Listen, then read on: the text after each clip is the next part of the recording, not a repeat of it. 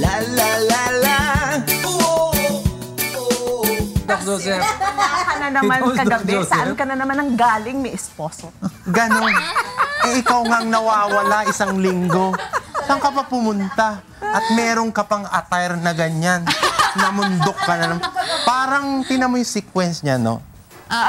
Native tapos may dito. Kasi may kasalanan ka. Eh, ikaw nga may kasalanan, di ka nag-text, di ka nag-tweet. Pero pista tayo. Ayan na. Ayan. Smack na yan, smack. Okay, teka muna habang kayo ay nag-aayos dyan, nag-loving-loving na mag-esposa. Ayan, meron tayo hinandang video. Para, di ba hinanda mo yan, Ninang? O, panoorin niyo to, guys. Marami sa ating mga Pilipino ang likas na masisipag. Pero sa kabila ng ganito nating ugali, ay marami pa rin sa atin ang hindi na makapagtrabaho dahil sa iba't ibang mga kadahilanan. Ayon sa ginawang pagsasaliksik ng Philippine Statistic Authority, nito lamang Hunyo ay nasa 6.4% ng mga Pilipino ang tinatayang walang trabaho. Magagawa pa rin ba natin kumita kahit hindi na makapagtrabaho? Yan ang ating tutuklasin sa ating pambansang ninang na si Ninang Risa Muyot. Dito lang yan sa ikonsulta mo. Ayun. Usapan this morning, paano kikita kahit hindi ka nagtatrabaho? Meron palang ganun. Maraming ganon. So ano-ano ba yun?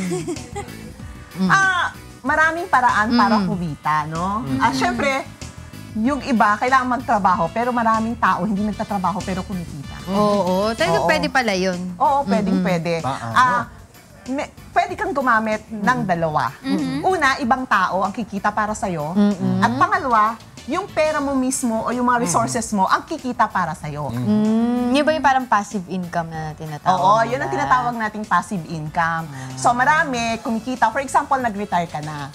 So meron kang pension, sa dati mong employer, so bibigyan ka ng pension. Pero yung iba matatalino, kumukuha sila ng sarili nilang pension plan na binabayaran nila. Para pag nag-retire na sila, meron silang kita. Doble. So, magiging tatlo yung pension nila, no?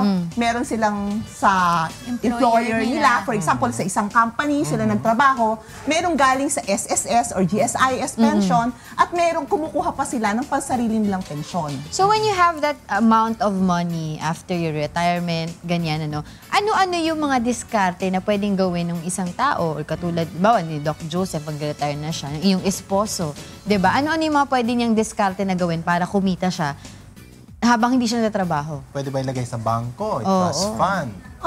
Yung pinaka-normal na ginagawa ng mga tao, nilalagay lang sila sa bangko. So, ang tawag naman doon, isang uri pa rin yan ng pagkita. Ano yan? Living on interest. So, may mga tao na pag meron na silang mga money na naipon, they just relax, they just travel. Katulad mo, may esposo, nag-travel ka na naman, Oo. Pero nagpaalam ako sa'yo. Sige, magpapaalam. Living on interest. Yan yung mga nilalagay sa bangko. So, ito yung mga nilalagay mo sa bangko or sa mga investment na meron kang kung saan kikita yung pera mo ng interest. So, you use your money para ka kumita. Hindi ka kailangan magtrabaho. And then, for example, yung iba naman na magaling sa real estate, bumibili ng mga condo or bibili sila ng mga apartment tapos paupuhan. So, living on rentals naman yan. LOR. Oo. Tapos, meron pang iba't ibang klase ng investment. For example, sa stock. Meron ka lang stock broker. So, living on return of investments ka. Oo. Yung hindi mo na talaga kailangang igagawin ka pa talaga, pero dumadating lang sa'yo yung pera. And then, meron din naman yung mga book authors. So, may mga royalty sa mga libro. At saka meron din, kunyari si Michael Jackson ka, kahit patay ka na, pwede ka pang kumita. Kasi yung mga royalty ng mga music videos niya, yung mga ginawa niyang work. So, if you're an artist, a singer, a composer, pwede kang kumita kahit patay ka na. Oh, I can remember nga, i-example ko lang yung Olsen sisters, yung twins. Diba, bata pa lang sila, 2 years old sila nag-start. Until now, na mga 20 plus years old na sila, nakakakuha pa rin sila ng royalty dun sa mga programang ginawa nila. So, kailangan ganun pala, no? Oo. Ano-ano pa, Ninang, yung mga kita natin? Pwedeng gawing diskarte? Siyempre, ang pinakamaganda talaga, yung nag-ipon ka muna. Kailangan, you spend wisely, may naipon ka, para yung naipon mo na yon, pagdating ng araw, yun na ang magwo-work para sa'yo. Kahit hindi pagdating ng araw, for example, nakakaipon ka ng a certain amount of money every month, then kahit nagtatrabaho ka pa, ilagay mo sa ibang investment. So you are still working, and then meron ka pang extra income. Yun ang tinatawag nating passive income, no? Aside from the active income, dalawa-dalawa yung income mo. Pero tatanong ko, no, Angel, no? Kay Ninang, how much of your, like sinasabi, mention ka ni Ninang kanina, yung mga pension mo, yung mga retirement funds mo, nakuha mo, how much of it will you revolve it again to trust funds or investment? And how much will you just utilize it for yung mga gusto mo, yung mga, hindi naman luho, yung parang, you know, yung mga pag-travel mo, yung mga little things that you like, meron bang porsyento yon? Or lahat kailangan i-invest? Depende sa lifestyle mo, Doc Joseph. So, syempre, unahin na naman natin yung mga needs. Okay. After yung needs, syempre, yung pagpapasaya mo sa sarili mo, yung travel, etc. Shopping. And then, meron kang, ang normal kasi, di ba sinasabi ko pa noon, 20% yung savings mo. Pero if you can save more than that, like 50% of that, pwede mong ilagay lahat dun sa parang permanent savings mo, yun ang gagamitin mo dyan. Ito yung gagamitin mo sa mga ganitong klaseng investment, yung perang hindi mo gagalawin. Pwede siyang pang long term. So, yung pera mo sa pagbabudget mo, no, after your expenses, then meron kang konti sa luho mo, sa pagta-travel, then yung sa savings mo, hahatiin mo yan. Meron kang savings for emergency, meron kang savings for short term na kailangan mo. So, kailangan kasi liquid ka may liquidity. Yung cash flow mo, may pera ka pa rin. Para may mahugutan. Ang normal dyan sa kailangan meron kang pera, yung kahit hindi ka magtrabaho ng 2 to 3 years, wow, meron kang magagamit na money. Unless meron ka namang regular income from this passive investment, itong mga investment mo na to, may passive income ka, i-compute mo yon.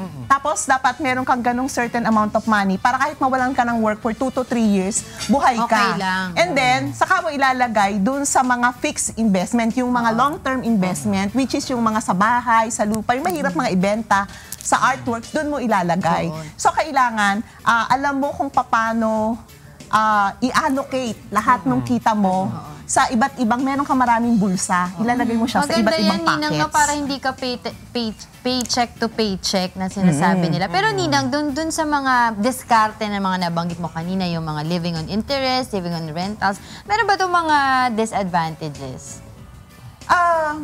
Yung mga binanggit ko kanina, medyo low risk yan. Kasi for example, kung hindi ka naman kumita ng rentals, yung property mo naman nag-appreciate. So, ang ano lang dito, talagang, actually wala akong nakikitang disadvantages, except, pag natuto kang, kunyari, yung mga, ibinigay mo sa anak mo, no? Tapos, dun sa mga taong hindi nila pinaghirapan yon, tapos binigay mo lang, kunyari yung anak mo, binigyan mo ng trust fund. Tapos kumikita na lang siya. So, ang mangyayari doon, parang nagiging dependent doon sa ibinibigay. At saka yung mga hindi natin na-mention dito, for example, yung mga umaasa sa mga OFW, sa mga kapatid, sa mga... Tama. If it's something na malakas ka naman, tapos dahil may pera ka, hindi ka nagtatrabaho, marami ding ganon. So, hindi maganda yon. Kasi kailangan lahat ng tao, lalo na bata ka, malakas ka, matuto rin silang kumita ng sarili nilang pera. Tama naman yan. Just Ninang, di ba, among dun sa mga nabanggit mo mga diskarte, I think yung mga may mas pinaka-disadvantage yung networking. You know? Kung hindi tama yung networking na nasalihan mo, tulog ang pera mo, di ba? Yung sa networking, yung pinakahuli, meron kasing iba't ibang klase ng networking.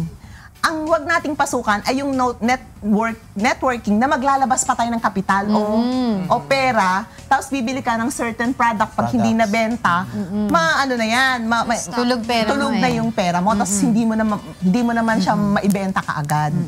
So Ninang, bigyan mo pa kami ng mga kabuuang tips ng pagdidiskarte na habang hindi ka nagtatrabaho, ay kumikita ka. Ang una-una, kailangan lahat tayo magtrabaho.